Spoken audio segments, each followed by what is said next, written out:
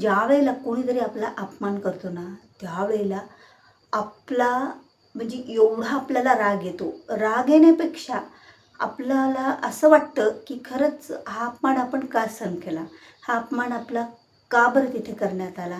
आणि हा अपमान केल्याच्यानंतर ज्या वेदना आपल्या मनाला होतात, खरंच त्याचं अक्षरशः ज्याला अपमान झाला ना, त्याला तर माहीत आहे, की कशा वेदना होतात, कसं काही होतं. म्हणजे आपल्याला अक्षरशः आपण एवढं विचलित होऊन जातो ना, की आता काय करावं? हा अपमान तर सहन होत नाही, पण पुढच्या व्यक्तीला आपण बोलूही शकत नाही. कारण ती वेळ बोलण्याची नसते. सिच्युएशन कसं असतं ना, की कधी-कधी आपल्याला बोलता येतं त्यांच्या समोरासमोर, पण ती वेळ योग्य नसते. आता काही कुणाच्या घरी कुठेतरी काहीतरी कार्यक्रम असतो आणि त्या कार्यक्रमात कुणीतरी तुमचा अपमान केला मुद्दामून.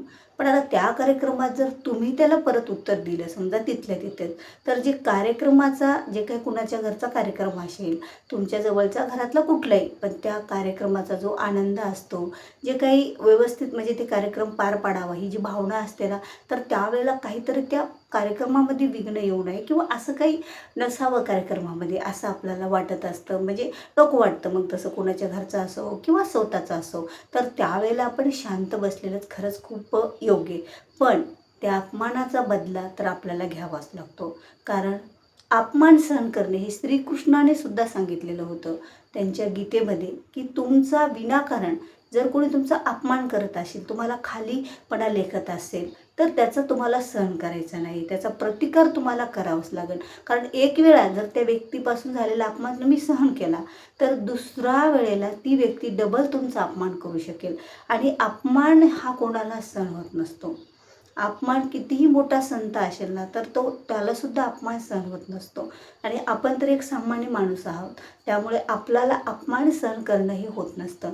आता या अपमान सहन जर होत म्हणजे आता झालं बाबा हे सगळं काही झालं, हे अपमानाचं झालं, आता काहीतरी कोणी बोलून गेलं, ती वेळ योग्य नव्हती, सगळं काही झालं.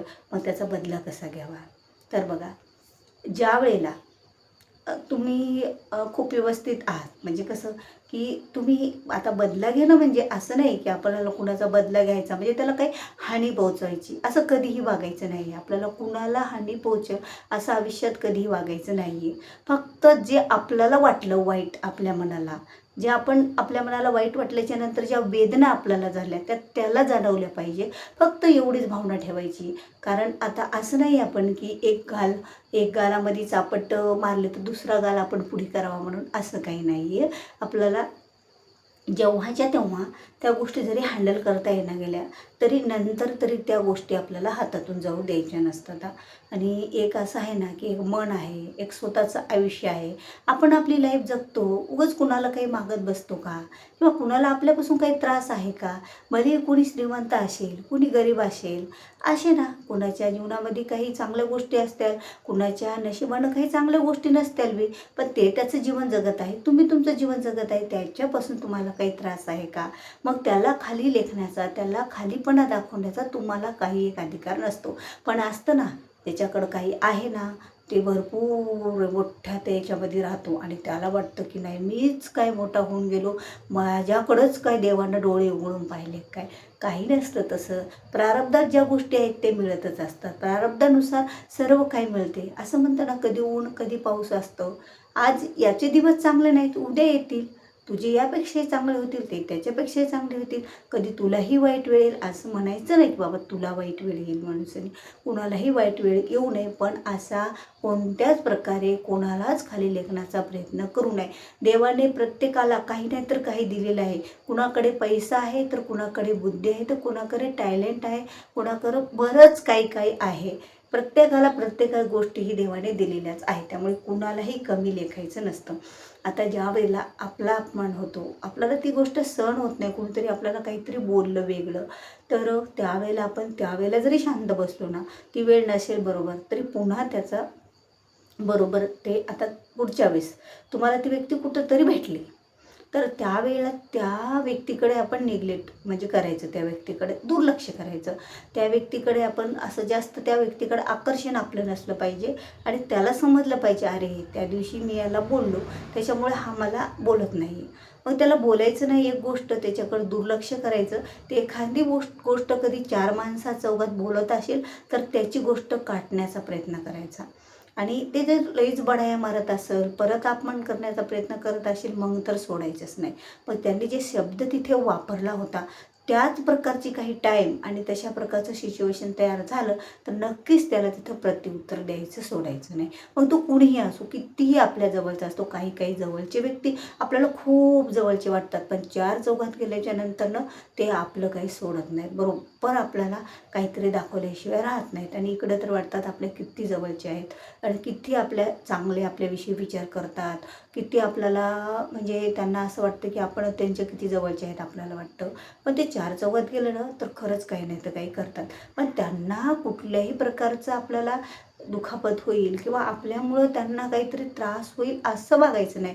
पण जो आपण सहन केली गोष्ट, ज्याचा त्रास आपल्याला झाला, ज्यामुळे आपलं मन विचलित झालं, काहीतरी कितीतरी वेळ आपल्याला नाराजगी म्हणजे नाराज झालो आपण, तर ह्या गोष्टी कुठेतरी पुढच्या व्यक्तींना पण आपण त्या गोष्टी तशा प्रकारच्याच आणून दिल्या पाहिजे. तसं वेळ, टाईम आणि सिच्युएशन बघून त्या व्यक्तीला बोलायचं, सोडायचं नाही. आता आपल्या घरचा कार्यक्रम आहे आणि ती व्यक्ती जर आपल्या घरी आली तर त्यावेळेला नाही बोलायचं.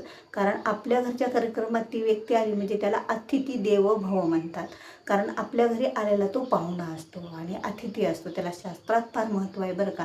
त्यावेळेला अपमान करू नका. तुम्ही कुठेतरी बाहेर भेटल्या, दुसरीकडे भेटल्या, तर त्यावेळेला त्याच्या केलेल्या अपमानाचा बदला आपल्याला घेतल्याशिवाय सोडायचं नाही. पण त्याला असं कुठल्याही प्रकारचा वेगळा त्रास होईल असं नाही. जे मनाला त्रास झाला किंवा मानसिक त्रास झाला तशा प्रकारचं तुम्ही काहीतरी त्याला बोलून मोकळं होऊ शकता की हां, असं बोललं तरी याला आता खटकते, आपण असंच बोलूया. तसं बोललं तर त्याला खटकते, आपण तसंच बोलूया असं म्हणायचं. मुद्दामून कोणाला काही दुखवायचं पण नाही. न दुखवता त्याला समजून द्यायचं की बाबा, तुझ्या त्या गोष्टीमुळे मला वाईट वाटलं, तर आत्ता मी तुझ्याकडे दुर्लक्ष करत आहे असं त्याला सांगायचं नाही. पण तुमच्या वागण्यातून तसं दिसलं पाहिजे. कधी आलं समोर तर दुर्लक्ष करायचं, बोलायचं नाही.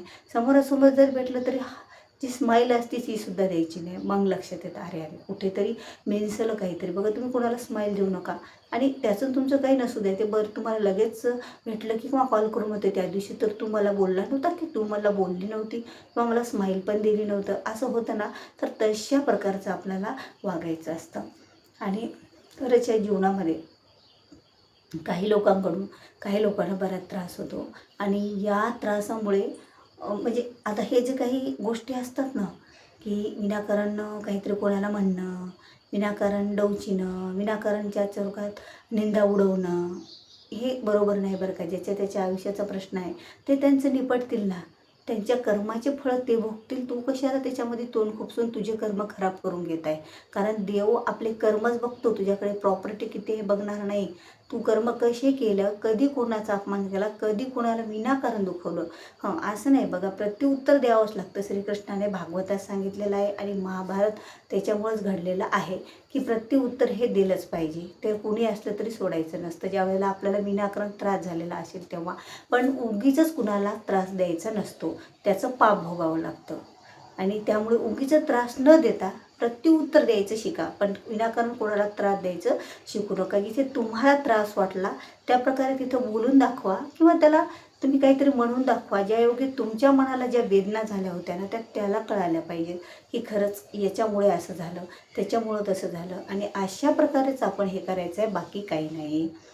तर चला भेटूया असाच एक नवीन व्हिडिओ घेऊन. तोपर्यंत श्री स्वामी